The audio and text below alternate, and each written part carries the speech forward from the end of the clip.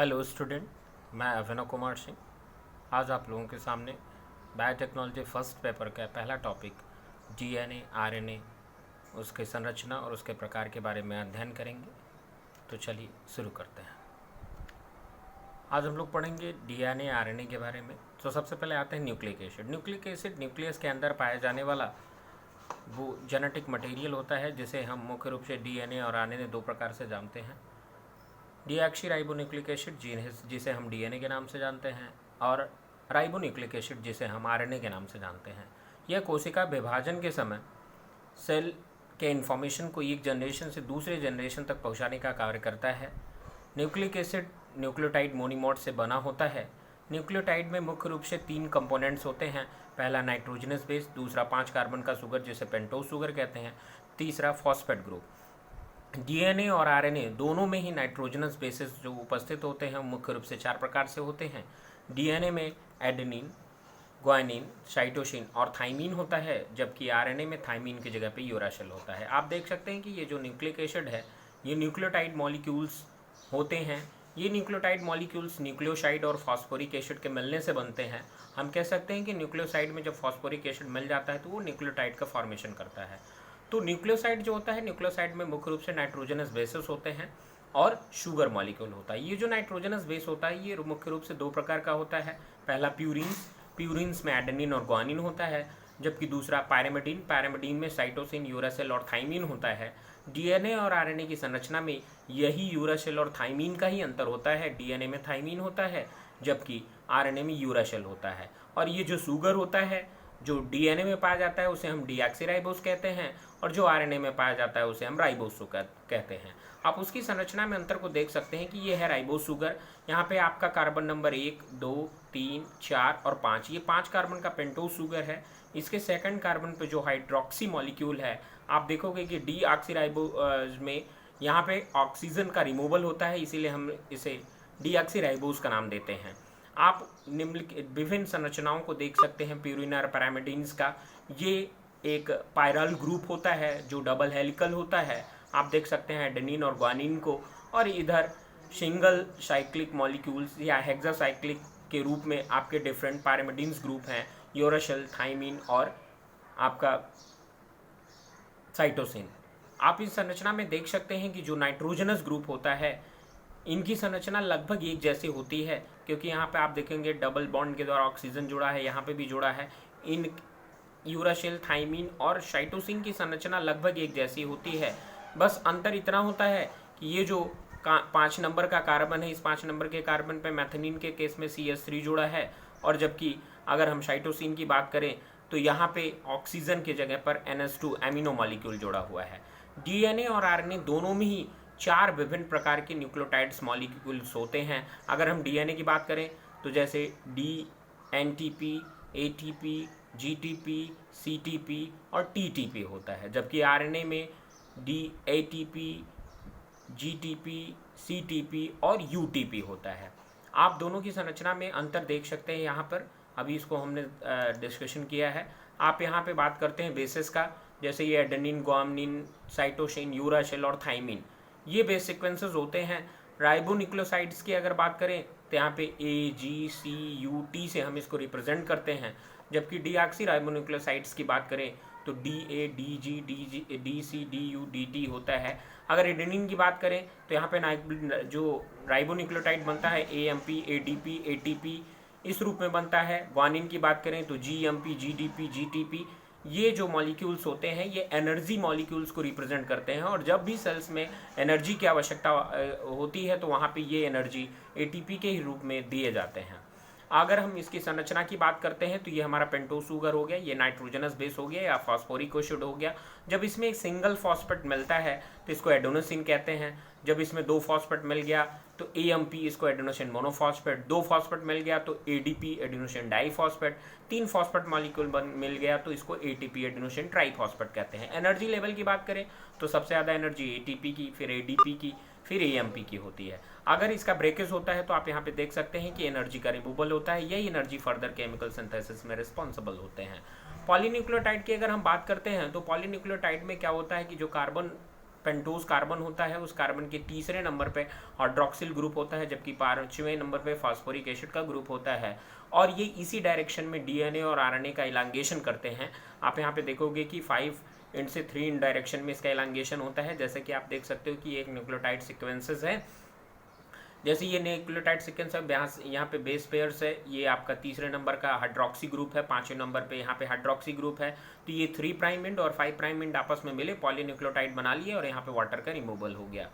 इस डायरेक्शन में ये बढ़ते हैं। अगर हम बात करते हैं डीएनए की संरचना को, तो डीएनए की जो संरचना है सर्वप्रथम उसे वॉटसन और क्रिक ने 1953 में एक्सरे डिफ्रैक्शन मेथड से डिस्कवर किया था। इसके लिए इन्हें नोबेल प्राइज़ भी मिला था। मुख्य रूप से जिस डीएनए को वॉटसन और क्रिक ने डिस्कवर किया था वो बी डीएनए था।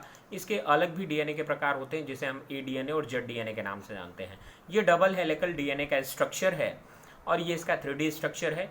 ये जो बीच में है बाइंडिंग, ये आपकी डिफरेंट बेस पेयर्स की बाइंडिंग है और ये एक सुपर क्वेलिंग डबल हेलिक्स है। एक हेलिक्स से दूसरे हेलिक्स की बीच की दूरी 2 नैनोमीटर की होती है, जबकि एक बेस सीक्वेंस से दूसरे बेस सीक्वेंस की जो दूरी होती है 0.34 नैनोमीटर की होती है और एक हेलिक्स से दूसरे हेलिक्स के या एक सुपर कॉइल की दूरी 3.4 नैनोमीटर्स की होती है। अब हम यहाँ पे देखते हैं उस संरचना को, डीएनए संरचना को। आप देख सकते हो ये हमारे नाइट्रोजनस बेस हैं, ये हमारा शुगर फॉस्फेट का बैकबोन है और ये यहाँ से यहाँ तक ये मेजर ग्रुप है और ये इसका माइनर ग्रुप है और यहाँ से यहाँ तक ये इसका एक सुपर कॉइल है। एक सुपर की एक फोल्डिंग की दूरी 3.4 नैनोमीटर्स आपको दिखाई दे रहा है और इनके बेस सीक्वेंस की दूरी एक दूसरे से जो है 0.34 नैनोमीटर्स की दिखाई दे रही है और इनके एक कॉइल से दूसरे कॉइल की जो दूरी है इनिशियल फोल्ड की वो 2 नैनोमीटर की दिखाई देगी। ये विभिन्न प्रकार के डीएनए मॉलिक्यूल्स हैं, A DNA, B DNA, Z DNA. A DNA का जो फॉर्म होता है ये राइट हैंडेड होता है, जबकि बी डीएनए भी राइट हैंडेड होता है और अगर जेड डीएनए की बात करें तो ये लेफ्ट हैंडेड होता है। एक डीएनए मॉलिक्यूल्स के एक फोल्ड में ए डीएनए की अगर बात करते हैं तो 11 बेस पेयर होते हैं, जबकि बी डीएनए में 10 बेस पेयर होते हैं और जेड डीएनए में 12 बेस पेयर होते हैं। इसीलिए इसकी संरचना में भी आप अंतर देख सकते हो, ये थोड़ा सा वाइडर है, ये उससे थोड़ा सा कम नैरोअर है और ये ज़्यादा नैरोअर है, इलांगेटेड फॉर्म में है। ये आरएनए और डीएनए दोनों में पाया जाता है, ये केवल डीएनए और ये केवल डीएनए में पाया जाता है। अब हम बात करते हैं बी डीएनए की, तो बी डीएनए में अभी हमने चर्चा की है कि ज़्यादा वाइडर होता है, ए डीएनए से कम वाइडर होता है, उससे कम नैरोअर होता है। इसके ग्रुप्स की संख्या की अगर हम बात करें तो इसमें जो माइनर ग्रुप होता है वह नैरोअर होता है। इसके हेलिक्स के डायमीटर 23.7 एंगस्ट्रॉन होता है। एक बेस पेयर से दूसरे बेस पेयर की दूरी 3.4 एंगस्ट्रॉन की होती है और एक इसके पूरे कॉइल में 10 बेस पेयर का टर्न होता है।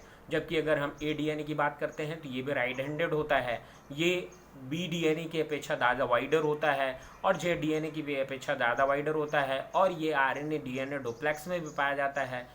इसमें जो मेजर ग्रुप्स होते हैं ज़्यादा वाइडर्स होते हैं।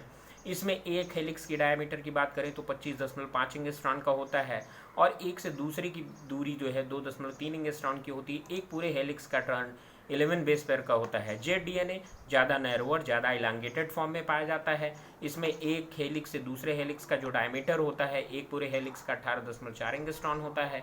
एक बेस पेयर से दूसरे बेस पेयर की दूरी 3.8 एंगस्ट्रॉन की होती है और एक पूरा हेलिकल कॉइल्स में 12 बेस पेयर्स पाए जाते हैं। ये डिफरेंट स्ट्रक्चर को आप देख सकते हैं, this is the minor group and this is the major group.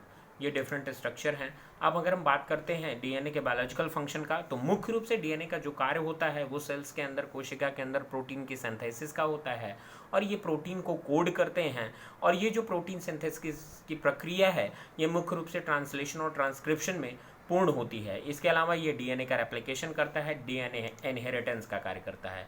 अगर हम बात करते हैं आरएनए का, तो आरएनए भी डीएनए की तरह ही एक न्यूक्लिक एसिड है जिसे हम राइबोन्यूक्लिक एसिड कहते हैं। ये सभी लिविंग सेल्स में पाया जाते हैं। जहाँ पर डीएनए जेनेटिक मटेरियल के रूप में नहीं होता वहाँ पे आरएनए जेनेटिक मटेरियल का कार्य करता है। मुख्य रूप से वायरस के केसेस में ये जेनेटिक मटेरियल का काम करता है। जैसा कि अभी आप लोगों ने कोरोना वायरस के बारे में सुना है, वहाँ पे भी आरएनए ही एक जेनेटिक मटेरियल की तरह कार्य करता है। ये सिंगल स्ट्रैंडेड होता है, ये डीएनए का डबल हेलिक्स है, ये आरएनए का सिंगल हेलिक्स है। आप देख सकते हैं कि जो कम्प्लीमेंट्री जीन सीक्वेंस होते हैं आरएनए पर वही सेम डीएनए पे भी होती है, लेकिन इसका जो स्टेबिलिटी कंडीशन होती है वो बहुत कम होती है।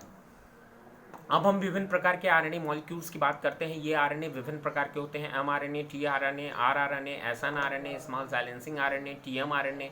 आरआरएनए मैसेंजर आरएनए का कार्य करता है और ये जब डीएनए के इन्फॉर्मेशन होते हैं प्रोटीन सिंथेसिस के समय, तो वो क्या करता है कि डीएनए से ले जाके एमआरएनए तक पहुंचाने का कार्य करता है। जबकि टीआरएनए का काम होता है ट्रांसफर आरएनए का। ये क्या करता है कि अमीनो एसिड के जो कोडान्स होते हैं, अमीनो एसिड के जो कोड होते हैं, वो आरएनए के माध्यम से एमआरएनए तक पहुंचाता है और वहाँ पे प्रोटीन सिंथेसिस के लिए उत्तरदायी होता है। जबकि आरआरएनए राइबोसोमल आरएनए होता है, ये साइटोप्लाज्म में उपस्थित होता है, ये एमआरएनए के साथ मिलकर प्रोटीन सिंथेसिस करता है। जबकि एसएनआरएनए की बात करते हैं तो ये न्यूक्लियस में पाया जाता है, ज़्यादातर यूकैरियोटिक सेल में होता है और ये एमआरएनए के स्प्लाइसिंग और उसके मेंटेनेंस के लिए रिस्पॉन्सिबल होता है। स्मॉल साइलेंसिंग आरएनए की बात करें तो इसे सर्वप्रथम 1993 में ढूंढा गया था। ये मुख्य रूप से बायोलॉजिकल रेगुलेटर का काम करता है। इसके विभिन्न जो प्रकार हैं वो एसआई आरएनए है, एमआई आरएनए है और पीवी इंटरैक्टिंग आरएनए है। टीएमआरएनए ये केवल बैक्टीरिया में पाया जाता है, ये राइबोसोम्स में इसको सर्वप्रथम रिकॉग्नाइज किया गया था। ये एमआरएनए के साथ मिलकर जो प्रोटीन सिंथेसिस में अनवांटेड प्रोटीन्स होते हैं उन सबको रिमूव करने का काम करता है। आप यहाँ पे देख सकते हैं आरआरएनए के मॉलिक्यूल्स में जो प्रोटीन सीक्वेंस होता है, लार्ज सब यूनिट जो होती है ये 50s की होती है, ऐसा प्रोकैरियोटिक सेल में पाया जाता है, और स्मॉल सब यूनिट 30s का होता है। हम कह सकते हैं कि प्रोकैरियोट में आरआरएनए 70s प्रकार का होता है, जबकि यूकैरियोट में यह 80s का होता है। तो प्रोकैरियोट की अगर बात करें तो यहाँ पे जो लार्ज सब यूनिट होता है 50s प्रकार का होता है, स्मॉल सब यूनिट 30s प्रकार का होता है, जबकि यूकैरियोट में लार्ज सब यूनिट 60s का और स्मॉल सब यूनिट 40s का होता है। ये डिफरेंट प्रोटीन सीक्वेंसेस हैं जिससे मिलकर ये आरआरएनए का फॉर्मेशन होता है। इसमें लार्ज सब यूनिट में आप देखेंगे 31 प्रोटीन मॉलिक्यूल्स हैं, जबकि स्मॉल सब यूनिट में 21 प्रोटीन्स के मॉलिक्यूल हैं। उसी प्रकार से यूकैरियोट में लार्ज सब यूनिट में 50 प्रकार के प्रोटीन्स होते हैं और स्मॉल सब यूनिट में 33 प्रोटीन्स होते हैं। अब हम बात करते हैं एमआरएनए का। जब क्या होता है कि जब डीएनए से आरएनए के मॉलिक्यूल्स बनते हैं, ये ट्रांसक्रिप्शन का एक मेथड होता है जिसमें एमआरएनए मॉलिक्यूल्स बनता है। ये आप एमआरएनए मॉलिक्यूल्स देख सकते हैं यहाँ पे। Translation initiation, transcription initiation molecule है जिसे एयूजी या इनिशिएशन कोडान के नाम से जानते हैं, और यहाँ पे स्टॉप कोडान है। पाली ये टेल है जो टर्मिनेशन के समय उत्तरदायी होता है। जब ट्रांसक्रिप्शन की प्रक्रिया होती है तो वो एयूजी से शुरू होता है और स्टॉप कोडान तक चलता रहता है। आप यहाँ पे देख सकते हैं कि जब ये एमआरएनए बनता है तो ये प्री मैच्योर एमआरएनए होता है। इसको मैच्योर एमआरएनए में कन्वर्ट किया जाता है आरएनए स्प्लाइसिंग के द्वारा। आप यहाँ पे एक्सॉन के डिफरेंट मॉलिक्यूल देखेंगे, एक्सॉन 1, एक्सॉन 2, एक्सॉन 3 और एक्सॉन 4। ये क्या करता है कि जब आरएनए की स्प्लाइसिंग होता है तो इन्हीं एक्सॉन्स को आपस में जोड़ा जाता है, जबकि इस एंट्रांस को रिमूव किया जाता है। तो स्प्लाइसिंग जो प्रक्रिया होती है उसे हम इंट्रॉन रिमूवल मेथड के नाम से जानते हैं, और वहाँ पे इंट्रॉन्स का रिमूवल किया जाता है और उस प्रकार ये ट्रांसक्रिप्शन की प्रक्रिया कंप्लीट होती है। और इस प्रकार प्राप्त जो ये प्रोटीन कोडिंग जिन सीक्वेंसेस होते हैं एक्सॉन्स के, ये प्रोटीन सिंथेसिस में टेक पार्ट करते हैं और प्रोटीन की सिंथेसिस करते हैं। अगर हम टीआरएनए की बात करें तो ये टीआरएनए की संरचना है जिसे हम ट्रांसफर आरएनए के नाम से जानते हैं। ये एंटी कोडान जिन सीक्वेंस हैं जो एमआरएनए के इनिशिएशन कोडान से बाइंड होते हैं और ट्रांसक्रिप्शन की प्रक्रिया को शुरू करते हैं। आप यहाँ पे देख सकते हैं कि ये जो संरचना है आपका, ये इनिशिएशन कोडान है। यहाँ पे टीआरएनए के डिफरेंट मॉलिक्यूल आते हैं। अमीनो एसिड की ये मॉलिक्यूल है जहाँ पे ये अमीनो एसिड बाइंडिंग की साइट है। ये अमीनो एसिड आती है और यहाँ पे पेप्टाइड बॉन्ड की साइट पे आके जुड़ती है, और ये डिफरेंट अमीनो एसिड आपस में मिलते हैं और पॉलीपेप्टाइड चेन का फॉर्मेशन करते हैं, और यही पॉलीपेप्टाइड बैकबोन जो होता है वो प्रोटीन फॉर्मेशन के लिए रिस्पॉन्सिबल होता है। आरएनए की साइलेंसिंग आप देख सकते हैं। आरएनए साइलेंसिंग क्या होता है कि जब आरएनए ट्रांसक्रिप्शन के पहले, ट्रांसक्रिप्शन के बाद जब आरएनए बनता है या एमआरएनए बनता है तो उसको प्योर आरएनए में कन्वर्ट करने की प्रक्रिया आरएनए साइलेंसिंग या स्प्लाइसिंग की कहलाती है। जो एसआई आरएनए होता है इसका मुख्य जो काम होता है ये थेरापेटिक पर्पज होता है, डिजीज को किल करने का काम करता है, डिजीज कॉजिंग जो जीन्स होते हैं उनको सेलेक्ट करने का काम करता है और उनको सप्रेस्ड करने का काम करता है। तो एसआई आरएनए का मुख्य जो उपयोग होता है वो कैंसर, एचआईवी और हेपेटाइटिस जैसे बीमारी के इन्फेक्शंस को रोकने के लिए किया जाता है। अब हम बात करते हैं आरएनए के दूसरे प्रकार का जिसे हम राइबोजाइम्स के नाम से जानते हैं। ये एक तरीके से आरएनए मॉलिक्यूल ही होता है जिसे हम कैटालिटिक आरएनए या राइबोजाइम्स के नाम से जानते हैं। ये आरएनए मॉलिक्यूल की तरह ही कार्य करता है, लेकिन ये बायोलॉजिकल रिएक्शन के साथ साथ कैटलिस्ट का भी कार्य करता है और प्रोटीन सिंथेसिस की प्रक्रिया में भाग लेता है। इसे सर्वप्रथम 1982 में खोजा गया था। राइबोजाइम जो होता है ये डीएनए की तरह जेनेटिक मटेरियल का भी काम करता है और बायोलॉजिकल कैटलिस्ट की भी कार्य करता है। तो हम कह सकते हैं कि ये लाइक डीएनए और लाइक प्रोटीन दोनों का कार्य करता है। आरएनए जो है ये सेल्फ रेप्लिकेटिंग के लिए रिस्पॉन्सिबल होता है। अगर राइबोजाइम्स जो होता है ये सेल्फ रेप्लिकेटिंग करता है और आरएनए के मॉलिक्यूल्स को स्वयं जर्मिनेट कर सकता है। इसकी डिस्कवरी सर्वप्रथम सिडनी अल्टमैन और थॉमस क्रेज के द्वारा किया गया था और बाद में उन्हें केमिस्ट्री में 1989 में नोबेल प्राइज में मिला था। राइबोजाइम का मुख्य जो फंक्शन होता है ये अमीनो एसिड को एक दूसरे से जोड़ने के साथ साथ प्रोटीन सिंथेसिस के लिए भी उत्तरदायी होता है। ये आरएनए स्प्लाइसिंग का भी कार्य करता है, इसलिए यहाँ पे स्प्लाइसियोसोम के फॉर्मेशन में भी उत्तरदायी होता है। राइबोजाइम के जो विभिन्न प्रकार होते हैं वो होते हैं हैमरहेड राइबोजाइम्स, वीएस राइबोजाइम्स, लेडजाइम्स और हेयरपिन राइबोजाइम्स। आप यहाँ पे स्प्लाइसियोसोम के स्ट्रक्चर को देख सकते हैं। ये स्प्लाइसियोसोम है। आप ये देखो जो एमआरएनए बनता है प्रीमैच्योर एमआरएनए, प्री एमआरएनए जिसको कहते हैं, प्रीमैच्योर एमआरएनए स्प्लाइसिंग के बाद मैच्योर एमआरएनए में कन्वर्ट होता है और यही ट्रांसलेशन में टेक पार्ट करता है। तो यहाँ पे आप देख सकते हो कि ये एक्सॉन है, ये भी एक्सॉन है, ये 5 प्राइम एंड है और ये 3 प्राइम एंड है। कार्बन का 5वां कार्बन का एंड और तीसरे कार्बन का एंड है। इसी के रूप में आरएनए और डीएनए हमेशा इलांगेट करते हैं। आप देख सकते हो कि ये एक्सॉन और इस एक्सॉन को आपस में जोड़ा जाएगा क्योंकि ये दोनों प्रोटीन कोडिंग जीन सीक्वेंस हैं और यही प्रोटीन सिंथेसिस में भाग लेते हैं, जबकि intron non protein coding sequence है और ये प्रोटीन सिंथेसिस में भाग नहीं लेता। इसीलिए स्प्लाइसिंग की प्रक्रिया द्वारा इस इंट्रॉन को हटाया जाता है। तो हम कह सकते हैं कि removal of introns is known as RNA splicing. तो ये जो सुपर कॉइलिंग बनी, ये स्प्लाइसियोसोम का फॉर्मेशन हुआ जिसे कि हम हेयरपिन लूप मॉडल भी कहते हैं। तो यहाँ पे डिफरेंट एसएन आरएनपीज मिले और मिल के क्या किए कि इस इंट्रॉन्स का एक लूप स्ट्रक्चर बनाए और ये जो लूप स्ट्रक्चर बना इसी को हम स्प्लाइसियोसोम कहते हैं और इसका एक्सीजन हो गया, इसको काट के अलग कर दिया गया और ये जब इंट्रॉन्स हट गया तो ये मैच्योर एमआरएनए बन गया। दोनों एग्जाम्स प्रोटीन कोडिंग है और अब यही ट्रांसलेशन की प्रक्रिया में भाग लेंगे। जय हिंद, जय भारत।